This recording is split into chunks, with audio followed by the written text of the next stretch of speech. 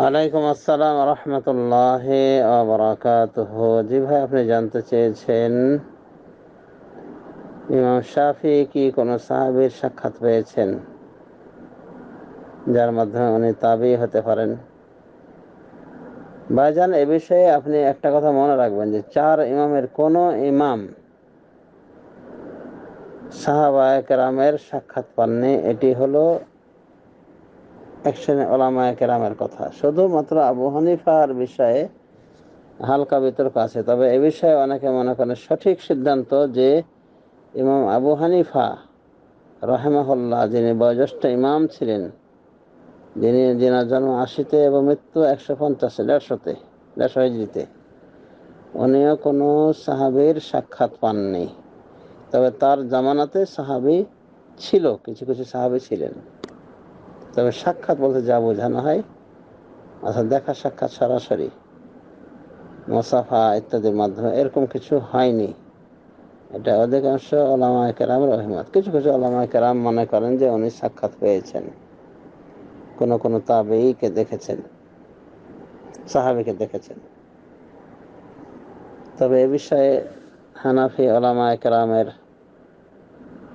মধ্যে বর্তমান একজন হানাফি বিদ্বান বলেছেন হুয়া তাবেঈয়ুন রিওয়ায়াতান রু'য়াতান লা রিওয়ায়াতান। আবু হানিফা উনি হলেন তাবেঈ দেখার দৃষ্টিকোণ থেকে, মানে আনাস রাদিয়াল্লাহু আনহু আরো কোন কোন সাহাবীর সাক্ষাৎ পেয়েছেন বলে কোন কোন ঐতিহাসিকবিদ তথ্য দিয়েছেন। তার ভিত্তিতে উনি বলছেন তাবেঈয়ুন রু'য়াতান লা রিওয়ায়াতান, উনি দেখার দিক থেকে তাবেঈ, তবে রিওয়ায়াতের দিক থেকে উনি তাবেঈ নন। মানে কোন সাহাবী থেকে কোন হাদিস বর্ণনা করেছেন এমন কথা প্রমাণিত নয়। এই কথা হানাফিদের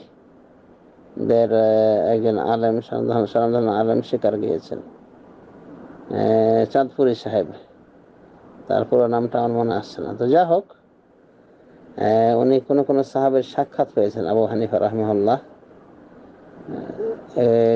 তথ্য দিয়েছেন হাফেজ যাহাবী রাহিমাহুল্লাহ সহ অনেকে। তবে যে বর্ণনাগুলির উপর ভিত্তি করে তারা বলেছে সে বর্ণনাগুলো নিয়েই টানাটানি রয়েছে সহিহ জয়ীফের।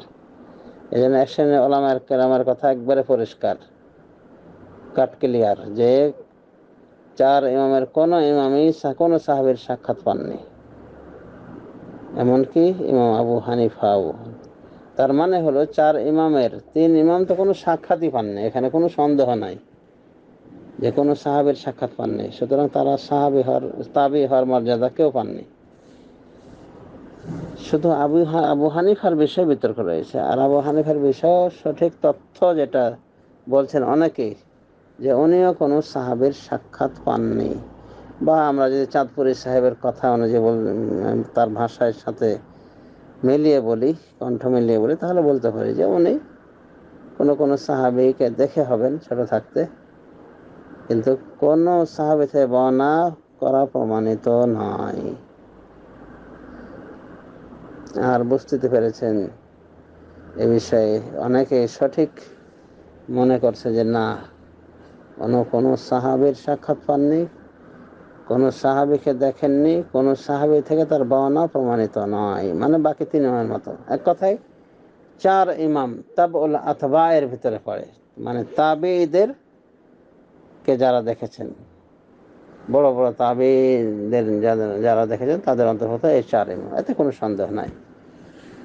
কিন্তু তাবেঈ হয়েছেন কোন ইমাম, এ বিষয়ে বিস্তর ইখতিলাফ রয়েছে। বিশেষ করে আবু হানিফার বিষয়ে ইখতিলাফটা আছে, অন্যদের ক্ষেত্রে ইখতিলাফ পাওয়া যায় না, নির্ভরযোগ্য কোনো ইখতিলাফ পাওয়া যায় না। বাকি তিন ইমাম তাবেঈয়াতের বিষয়ে, মানে তারা তাবেঈ নন, তাবউত তাবেঈ, মানে তাবেঈ বলা হয়। তো আশা করি বুঝতে পেরেছেন আবু হানিফা বিষয়ে, শাফিঈ বিষয়ে, চার ইমাম বিষয়ে যে তারা সাহাবীদের সাক্ষাৎ পেয়েছেন কি পাননি। তিন ইমাম তো টোটালেই পাননি।